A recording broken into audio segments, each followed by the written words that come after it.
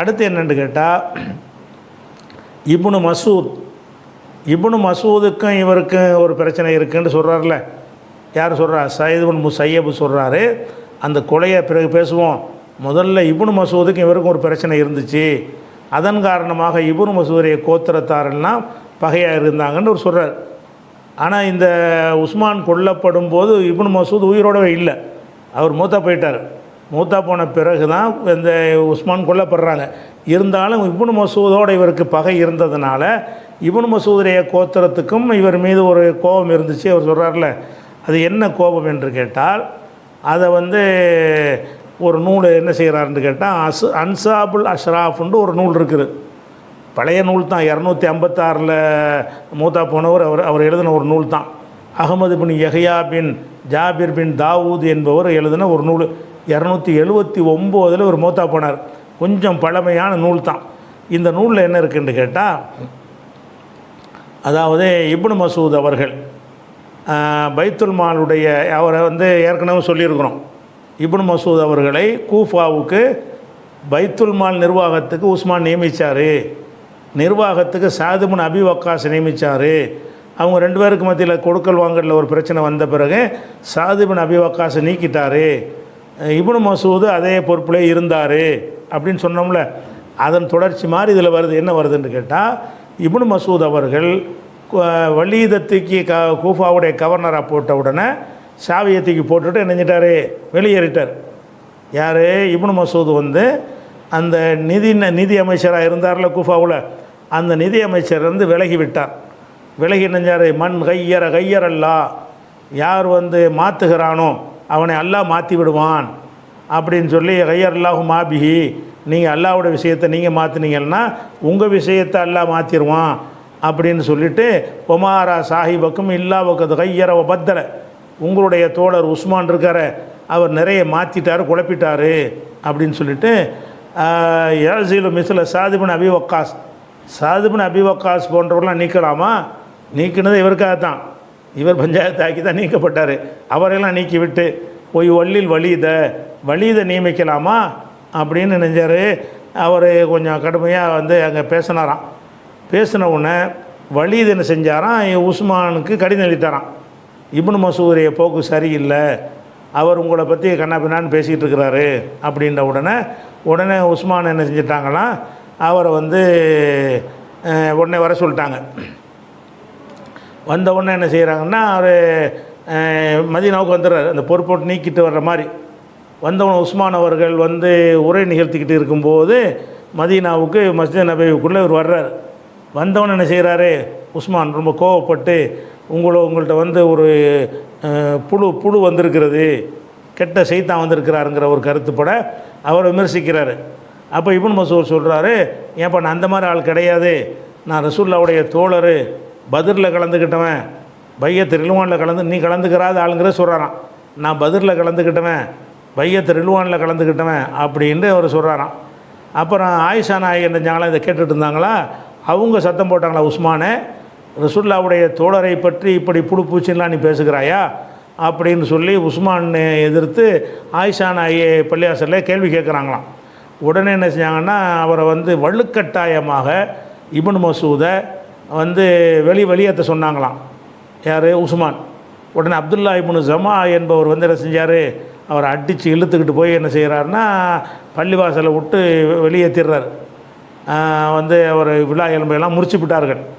அப்போ அலி எந்திரிச்சு கேள்வி கேட்குறாரு, உஸ்மானே, யாரை இப்படி செய்கிற, ஒரு ரசூலுல்லாஹ்வுடைய தோழரை பற்றி இப்படி செய்கிறியா, உன்னுடைய சொந்தக்காரர் வலீதுடைய கூஃபாவோட நியமிச்சிருந்தாரா வலீதுடைய பேச்சை கேட்டு இப்படி செய்கிறியான்னு அலி ஆப்ஜெக்ஷன் பண்ணாராம். அப்போ இவர் சொன்னாராம், இல்லை, நான் வலீது பேச்சை கேட்டு நான் செய்யலை, நான் ஒரு உளவுத்துறை அனுப்பி வச்சேன், அங்கே கூஃபாவில் இவர் எப்படி நடந்துக்கிட்டாருன்னு. எல்லோரும் என்ன சொன்னார்னு கேட்டால், இன்ன தம உஸ்மான ஹலால், உஸ்மானை கொல்லுவது ஹலால் என்று இவர் சொன்னார் இப்னு மசூத். அந்த செய்தி எனக்கு கிடைத்தது, அதை வச்சு தான் நான் இவர் வெளியேற்ற சொன்னேன் அப்படின்னு சொல்லி அவர் சொன்னார்னு ஒரு செய்தி. இப்படி ஒரு செய்தி இருக்குது.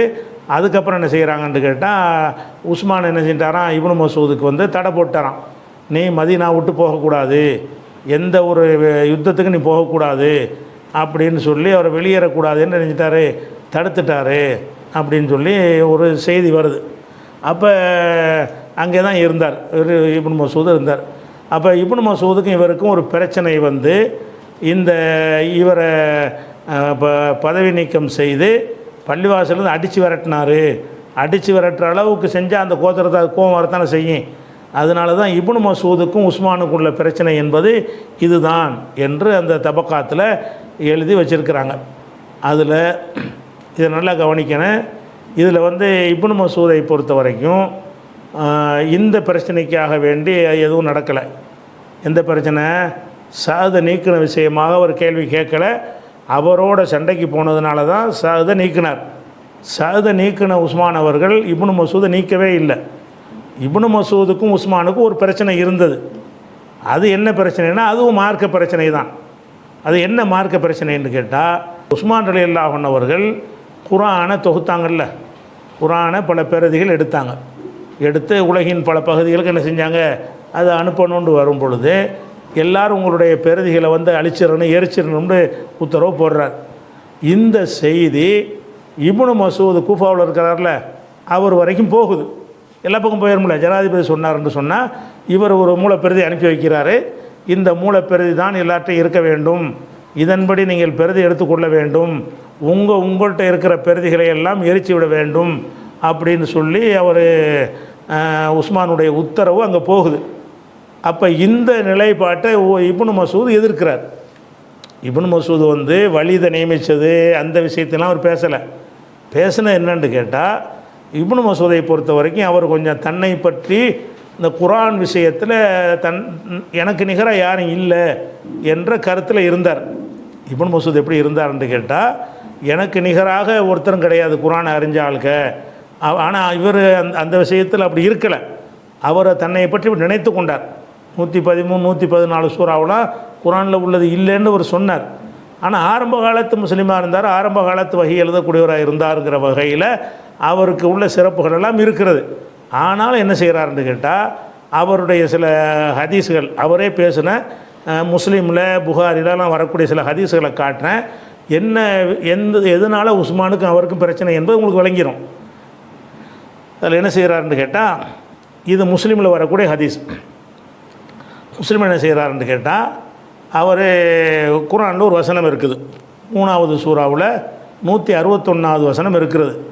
இவர் கூஃபாவில் கவர்னராக நிதி அமைச்சராக இருக்கார்ல, அந்த வகையில் சில பள்ளிவாசலில் இவர் என்ன செய்வார், உரை நிகழ்த்துவார், ஜும்மா நடத்துவார். அந்த உரையில் என்ன பண்ணுறாருன்னு கேட்டால், ஒமை யகுலுல் யத்தி பிமா கல்ல யௌமல் கியாமா, யார் ஒருத்தர் வந்து இது வந்து கனிமத்தை மறைச்சிக்கிறாங்க இல்லையா, அதுக்கு இறங்கின ஒரு வசனம். போர்க்களத்தில் கனிமத்து பொருள் வந்தோடனே பொதுவில் கொண்டு வைக்காமல் ஒளிச்சு வச்சுக்கிறது. அப்படி ஒளிச்சு வச்சுக்கிட்டாங்கன்னு சொன்னால் அதை சுமந்து கொண்டு கியாமத்து நாளில் வருவார் அப்படின்னு அந்த வசனம் குர்ஆனில் இருக்கிறது. இவர் எல்லாம் எனக்கு தெரிஞ்சுன்னு சொல்லக்கூடிய இப்னு உமருக்கு வந்து இதனுடைய அர்த்தமே ஒரு விளங்கலை. இந்த வசனத்தை வைத்துக்கிட்டு என்ன செய்கிறாருன்னு கேட்டால், நாம் எதை ஒளித்து வைத்து கொள்கிறோமோ அதை கியாமத்து நாளில் கொண்டு வருவோம் என்று அல்லாஹ் சொல்கிறான். அதனால் நீங்கள் எழுதி வைத்திருக்கிற குர்ஆனை நீங்கள் அழிக்காதீங்க, உஸ்மானுடைய ஆட்களுடைய கண்ணுக்கு படாமல் மறைத்து வையுங்கள். மறைத்து வைத்தீர்கள் என்று சொன்னால் அந்த ஒரிஜினல் குர்ஆனோடு நீங்கள் கியாமத்து நாளில் வருவீங்க, நானும் அழிக்க மாட்டேன், நானும் எரிக்க மாட்டேன் அப்படி சொல்லி ஓப்பனாக கவர்மெண்ட்டுக்கு எதிராக டிக்ளேர் பண்ணுறார். இவருடைய குர்ஆனை நீங்கள் எழுதுனதெல்லாம் அழிச்சிட்டு இதில் உள்ளபடி எழுதிக்கிறீங்கன்னு சொல்கிறாங்க. உள்ளபடி எழுதினாலே இவங்க எழுதுனது அதில் அடங்கி தான் இருக்கும். இவங்க எழுதின குர்ஆன் அதில் இல்லாமல் போகாது. அந்த ஆர்டர்கள் மற்ற விஷயங்கள் தான் மாறும். அந்த ஒரு விஷயத்தில் ஏதோ குர்ஆனுக்கு பாதகவந்தமாக நினைத்துக்கிட்டு என்ன செய்கிறாருன்னு கேட்டால், அவர் கேட்குறாரு, அலா கிராத்தி மண் தமுர்னியன் அக்ரா, நீங்கள் யாருடைய கிராத்துப்படி என்னை ஓத சொல்கிறீங்க? ஸைத் இப்னு சாபித்து தானே குர்ஆனை வந்து அந்த பெருதி எடுத்தார், அல்லது அபூபக்கர் காலத்தில் தொகுத்தார். அவரை மென்ஷன் பண்ணி சொல்கிறார். அவர் பேரை சொல்லி என்ன செய்கிறாருன்னு கேட்டால், அலா கிராத்தி மன் தமுர்னியன் அக்ரா, யாருடைய கிராத்துப்படி என்னை ஓத நீங்கள் சொல்கிறீங்க? போலக்கது கரகத்து அலா ரசூலுல்லாஹி ஸல்லல்லாஹு அலைஹி வஸல்லம் பிலாஹு சபஈன சூரா, ரசூல்லாட்ட 70க்கும் மேற்பட்ட சூறாக்களை நான் ஓதி காட்டியிருக்கிறேன். ரசூல்லா முன்னாடி ஓதி காட்டியவன் நான், எனக்கு அதை பற்றி நல்லா தெரியும். நான் வந்து என்னுடையது அழிப்பேனா? ஒலக்கது அலிமா அஸ்ஹாபு ரசூலுல்லாஹி ஸல்லல்லாஹு அலைஹி வஸல்லம் அன்னி ஆலமும் கிதாபில்லா, அந்த சமுதாயத்தில் அல்லாஹ்வுடைய வேதத்தை நன்கு அறிந்து நான் தான் என்று சஹாபாக்கள்லாம் ஒத்துக்கொண்டிருக்கிறார்கள்ங்கிறாரு. ஓலக்கது அலிமை அறிந்திருக்கிறார்கள். அசாப் இதெல்லாம் முஸ்லீமில் வரக்கூடிய ஹதீஸு. இப்னு மசூதுடைய உரை பயான் இது. ஒலக்கது அலிமா அஸ்ஹாபு ரசூலுல்லாஹி ஸல்லல்லாஹு அலைஹி வஸல்லம், ரசூலுல்லாஹ்வுடைய தோழர்கள்லாம் விளங்கி வைத்திருக்கிறார்கள். அன்னி ஆலமுஹும் பி கிதாபில்லா, கிதாபுல்லாவை அல்லாஹ்வுடைய வேதத்தை அவர்களில் நான் தான் நன்கு அறிந்தவன் என்று விளங்கி வைத்திருக்கிறார்கள். குலவு ஆலமு அன்னாகதன் ஆலம் மின்னில் ரகல்து விலகி, என்னை விட அறிஞன் ஒருவன் இருப்பான் என்று தெரிந்தால் நான் அவரை நோக்கி பயணப்பட்டு போய்விடுவேன் அப்படின்னு சொல்லிட்டு என்ன செய்கிறாருன்னு கேட்டால் மக்கள்கிட்ட பயான் பண்ணுறாரு. நீங்கள் யாரும் குர்ஆன் அழிக்காதீங்க, பாதுகாத்து வச்சுக்கிறங்க, மோசடி செய்தால் அந்த மோசடியோடு வருவான்னு வசனம் இருக்குது. அதை கொண்டாந்து ஃபிட் பண்ணுறாரு தேவையில்லாமல். நீங்கள் குர்ஆனை மறைத்து வைத்து கொண்டீர்கள்னு சொன்னால் இந்த குர்ஆனோடு நம்ம எழுப்பப்படுவோம், நமக்கு அது உதவி செய்யும், இதுதான் ஒரிஜினல் குர்ஆனு அப்படிங்கிற கருத்துப்பட முஸ்லீமில் அவர் பேசின ஒரு உரை இருக்கிறது. அதே மாதிரி திருமதியில் வரக்கூடிய அந்த குர்ஆனை தொகுத்த ஒரு செய்தியில் வருகிறது. அதாவது அதில் சொல்கிறாரு, என்ன சொல்கிறாருன்னு கேட்டால், அண்ணன் அப்துல்லா இப்னு மசூத் கரிக இந்த ஜெயித் இப்னு சாபித்தின் நஸ்கல் மசாஹிபி, இந்த குர்ஆனை பிரதி எடுக்கிற ஒரு வேலையை ஜெயித் இப்னு சாபித்திட்ட கொடுப்பதில் இவருக்கு வெறுப்பு இருந்தது. நான் ஒரு மூத்த ஒரு ஆள், என்கிட்ட அந்த வேலையை தராமல் ஜெயித் இப்னு சாபித்தினை கொடுப்பீங்களா என்று அவர் வெறுப்பில் இருந்தார். யா மாஷரல் முஸ்லிமீன், மக்கள்கிட்ட அவர் பேசினார். இது திருமதியில் வரக்கூடிய ஹதீஸ். யா மாஷரல் முஸ்லிமீன், முஸ்லீம் சமுதாயமே, ஊசல் நஸ்கை கிதாபத்தில் முஸ்ஹபி, குர்ஆனை பிரதி எடுக்கும் வேலையை விட்டு என்னை நீக்கிவிட்டு எத்தவல்லாக ரஜுலுன், ஒரு மனிதரை நீங்கள் பொறுப்பு கொடுப்பீங்களா? ஒல்லாஹி லக்கத் அஸ்லம்து, நான் இஸ்லாத்தில் ஏற்கும் பொழுது ஒய்னஹூல் அபி சுல்பி ரஜுலின் காஃபிரின், அவர் ஒரு காஃபிரானவருடைய முதுகுத்தண்டில் இருந்தால், பிறக்கவே இல்லைங்கிறார். ஜெயிதுடைய தகப்பனார் ஜெயிது பிறக்கிறதுக்கு முன்னாடி ஜெயிதுடைய தகப்பனார் காஃபிராக இருந்தார். அவர் காஃபிருடைய முதுகில் இருந்தாரே, அதை பிறக்காமல் இருந்தாரே, அப்போவே நான் இஸ்லாத்தில் ஏற்றவேங்கிறார். நான் எப்போ இஸ்லாத்தை ஏற்றேன், இவர் எப்போ இஸ்லாத்துக்கு வந்தார், நான் இஸ்லாத்தில் ஏற்கும்போது இந்த ஜெயித் இப்னு சாபித் பிறக்கக்கூட கிடையாது, என்னை விட்டுவிட்டு அவர் கொடுப்பீங்களா? மேட்ரு என்னன்னு கேட்டால், எனக்கு நிகராக யாரும் இல்லைன்றதை அவர் நினச்சிருக்கிறார். குர்ஆன் விஷயத்தில் என்ன ஜெயித் இப்னு சாபித் யார், நான் இஸ்லாத்தில் அப்படியே இதை பார்க்குறது. அவர் ஆரம்ப காலத்தில் இஸ்லாத்தில் ஏற்றுக்கொண்டிருந்தாலும் ஜெயித் இப்னு சாபித்துக்கு தான் மாற்றப்பட்டது. கடைசியாக உள்ளவங்க எல்லாமே தெரியும். ரசூலுல்லாஹ்வுடைய பக்கத்து வீட்டுக்காரர் வேறு, எப்போ வேண்டாலும் எழுதினவன ஓடி எழுதக்கூடியவராக இருந்தார், திறமையானவராக இருந்தார். இதை இவர் இப்னு மசூத்கிட்ட உஸ்மான் அப்பாவின்னு சொல்லி சண்டைக்கு போகிறாரு. அபூபக்கர்னு என் சண்டைக்கு போகல, அபூபக்கர் தானே ஜெயித் இப்னு சாபித்தை நியமித்தார். அபூபக்கர் உமர் இருக்கும் பொழுது ஜெயித் இப்னு சாபித்தில் அந்த பொறுப்பு கொடுத்து குர்ஆனை அந்த திரட்டும் பொறுப்பை ஒப்படைத்த வேலையுடைய தொடர்ச்சி தான் உஸ்மான் பண்ணது. இதனுடைய துவக்கம் பண்ணி வச்சது யார்? அபூபக்கர் அவர்கள், உமர் அவர்களும் சேர்ந்து செஞ்சாங்க. அப்போ அந்த ஒரு வேலையை அவர் செஞ்சுருக்கும் பொழுது அப்போ இவர் கேட்க காணாம், என்னை விட்டுப்புட்டு நீங்கள் செய்த தேர்ந்தெடுப்பீங்களா? இவர் சவுக்கு எடுத்து போட்டுருவார். யார்? உமர். அப்போவெல்லாம் பேசாமல் இருந்துட்டு உஸ்மான் ஆட்சி காலத்தில் அபூபக்கர் காலத்தினுடைய ஒரு தொடர்ச்சி, இன்னும் பிரதிகள் எடுக்கிற ஒரு வேலை, அதுதான் பெரிய வேலை. அந்த வேலை செய்யும்போது மௌனமாக இருந்துட்டு இந்த வேலை செய்யும்போது என்ன செய்கிறாருன்னா, இந்த ஆள்லாம் யார் அப்படின்னு என்ன செய்கிறாருன்னா கேட்குறாரு. அதே மாதிரி ஈராக்கில் கூஃபாவில் இருந்துக்கிட்டு அவர் கவர்னராக அரசு பொறுப்பில் இருக்கிறாரு. மக்கள்கிட்ட போய் சொல்கிறாரு, யாகலல் ஈராக் வாசிகளே, உக்துமுல் மசாஹிஃப் அல்லத்தி இந்தக்கும், நீங்கள் எழுதி வச்சிருக்கிற மசாஹிஃபுகளை குர்ஆன் பிரதிகளை மறைத்து விடுங்கள், அதிகாரிகள் கைப்பற்றுவார்கள், உள்ளுகா அதை ஒழிச்சு வச்சுக்கிறங்க அப்படின்னு சொல்லி இந்த ஆயத்தை எடுத்து என்ன செய்கிறாரு போட்டுறார். அப்படி செஞ்சீர்களே ஆனால் அந்த ஒழித்து வைத்த ஒரிஜினல் குர்ஆன், அதான் ஒரிஜினல்ங்கிறார், அந்த பிரதியோடு நீங்கள் அல்லாஹ்வை சந்திப்பீங்க அப்படின்னு இவர் சொன்னார். சஹாபாக்களில் மூத்தவர்கள் யாருக்கும் இது பிடிக்கவில்லை, எல்லோரும் வெறுத்தார்கள்.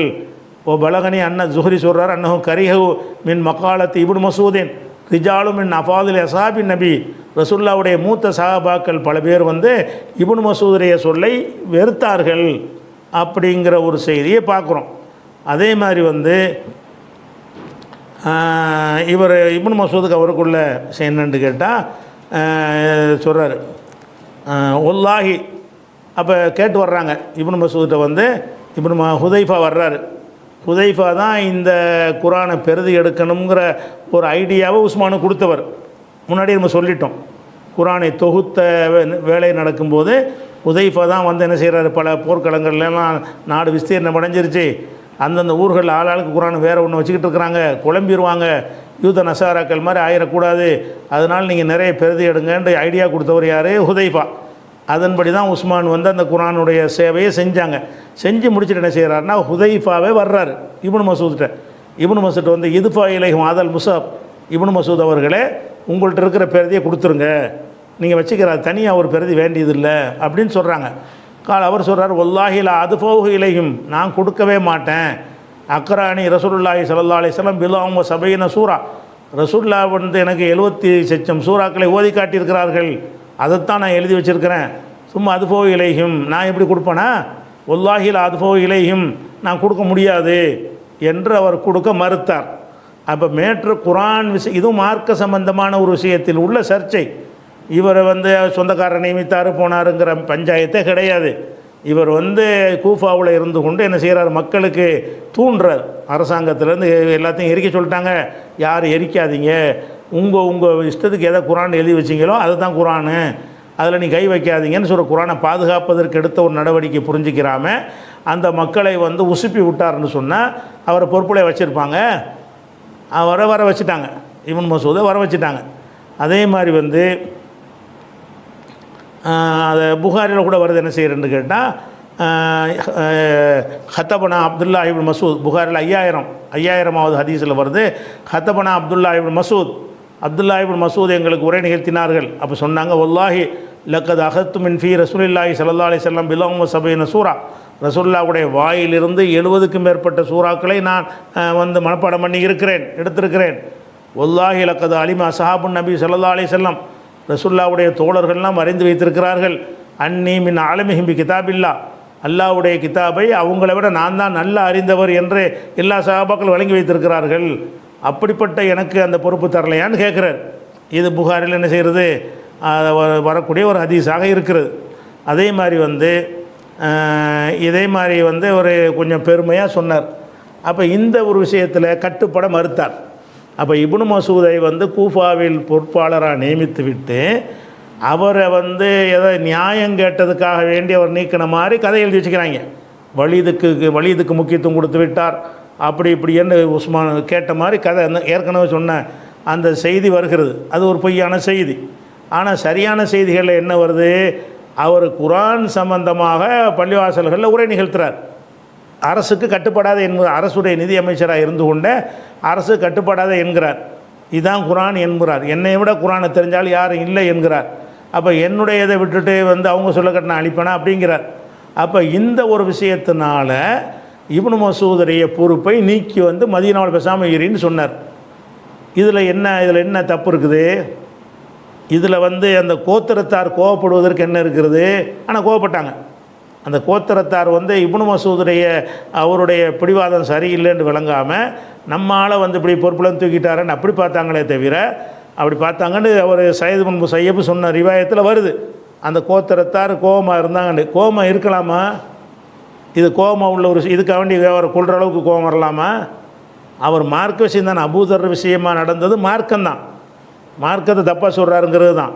அதே மாதிரி இப்னு மசூதுக்கு நடந்ததும் வந்து ஏதோ உஸ்மானுடைய பெரிய கொடூரமான காரியங்களை எல்லாம் தட்டி கேட்டதுக்காக வேண்டி அவருக்கு வந்து இது பதவி நீக்கினாருன்னா அப்படி கிடையாது. இவர் சாது பின் அபி வக்காஸையே தட்டி கேட்டவர், நேர்மையில் சிகரமாக இருந்தார் நினைத்து கொண்டு சாது பின் வக்காஸை நீக்கி விட்டு இவரை பொறுப்பில் திரும்ப வச்சார். இவர் அந்த வலிதுக்கு கட்டுப்பட்டவராக இப்னு மசூத் நடந்து கொண்டும் இருந்தார். அவங்களுக்குள்ள எந்த ஒரு பஞ்சாயத்தும் இருக்கவில்லை. ஒரு தொழுகை நடத்துகிற விஷயமாக மட்டும் அப்படி விதமாக இருந்தார். நீ லேட்டாக வந்தால் உனக்காக நான் காத்திருப்பேனான்னு கேட்டார். அந்த மாதிரி மார்க்கத்தில் உறுதியாக இருந்து கொண்டு என்ன செஞ்சார், கட்டுப்பட்டு நடந்தார்.